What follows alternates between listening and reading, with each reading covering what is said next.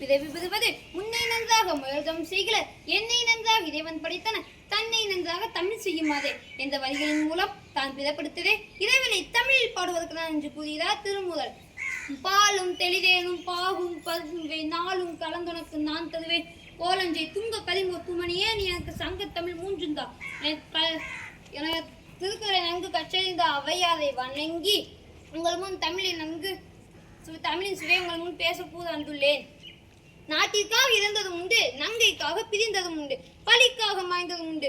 ஆனால் மொழிக்காக மறைத்தாள் என்றால் அது தமிழனாகவும் தமிழுக்காக நாம் தலை நிமிர்த்திக் கொள்ள முடியும். இது வெறும் வார்த்தை மொழி அல்ல, வர்த்தக மொழியும் அல்ல. இது அறத்தின் மொழி, குணத்தின் மொழி, நேர்மையின் மொழி, வாழ்வியல் நெறி சொன்ன மொழி.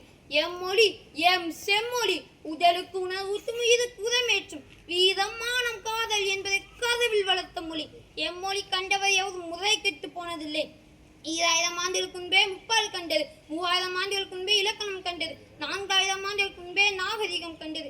இது வெறும் மொழி அல்ல, இது வெறும் மொழி அல்ல, இது ஒரு நாகரிகம். தமிழ் எனது நாகரிகம், தமிழ் எனது பண்பாடு, தமிழே எனது கலாச்சாரம் என்று மதம் சொல்லி அறம் சொல்லி உரம் தந்த மொழி, அகம் சொல்லியும் புறம் சொல்லியும் தரம் காத்த மொழி.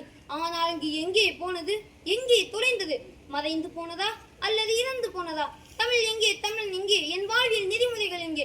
இந்த அகிலமாலும் உலகத்தெல்லாம் அதிர்ச்சி தெரியாத காலத்தில் எம் மொழிக்கு இலக்கணம் கண்டு இலக்கியம் கண்டு எம் குலம் எங்கே? அறம் செய்வது ஆறுவது சனம் என அதிர்ச்சியை சொல்லி தந்த எம் பண்பாடு எங்கே? மதப்பாட்சி பூமியா இருந்தாலும் அதற்கு மாறாப்பு போட்டு விளையாடி சொல்லி தந்த எம் கலாச்சாரம் எங்கே? ஆங்கிலம் தான் சிறந்தது, ஆங்கில கல்வியாக உயர்ந்தது என்று தமிழன் என்று எண்ணினானோ அந்த புள்ளியில் துறைந்து போன நமது பாரம்பரியம் என்று மடியும் எங்கள் அடிமையின் மோகம் என்று கூறியது போன்று அடிமை தளத்தின் மோகம் கொண்டு ஆங்கில நாகரிகத்தினர் மோகம் கொண்டு தன் சுயத்தை இருந்து சூனியமாய் நிற்கின்றார். இப்போது புரியுதா? தமிழ் வெறும் கல்வி அல்ல, அது உன் கலாச்சாரத்தை புரட்டி போடும் வல்லமை வாய்ந்த மொழியாகும் என்று வள்ளுவன் எங்கள் வாய்மொழியாகும், பன்மொழி எங்கள் படிப்புனையாகும். இந்த உலகத்திற்கு சொந்தக்காரர்கள் நாம்.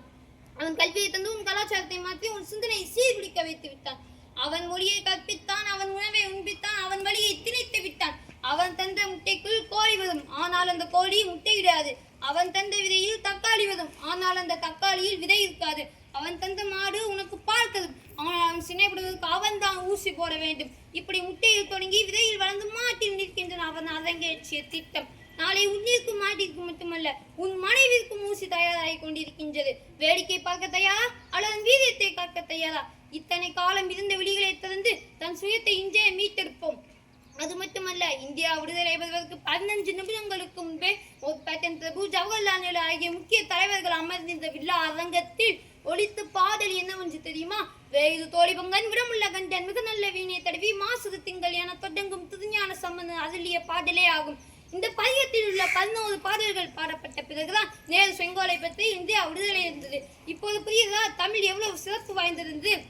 உதாரணமாக காலமேகல் பாடிய ஒரு கவிதை உண்டு. தத்தி தாதுதி தாதுதி தத்துதி துத்தித்து தைதுது தைத்தத்தா தாதுதி தித்தித்ததி தித்ததாதுதி தித்ததத்தாதி தித்ததாது. இதன் பொருள் என்னவென்று தெரியுமா? தத்தி தாவி பறந்து பூக்களில் உள்ள தேன் துளியாகிய தாதுவை உண்கின்ற வண்டே, ஒரு பூவில் உள்ள தாதுவை உண்ட பின் வேறொரு பூவில் உள்ள தாதுவை உண்கிறாய். உனக்கு எந்த பூவில் உள்ள தாது இனித்தது? எந்த மொழியிலாவது தகவல் இப்படி ஒரு கவிதையை கண்டதுண்டா? அமைதி கைலாசவின் வாயிலில் யாதும் ஊரே யாவதும் கேள்வி என வாசகம் தமிழில் இடம்பெற்றிருக்கும். குமரி கண்டம் ஒன்று இருந்திருந்தால் தமிழின் பெருமையை பற்றி இங்குள்ள அனைவருக்கும் தெரிந்திருக்கும். மொழியாகி எங்கள் மூச்சாகி நாளை முடிசூடும் எங்கள் தமிழ் மீது உறுதி.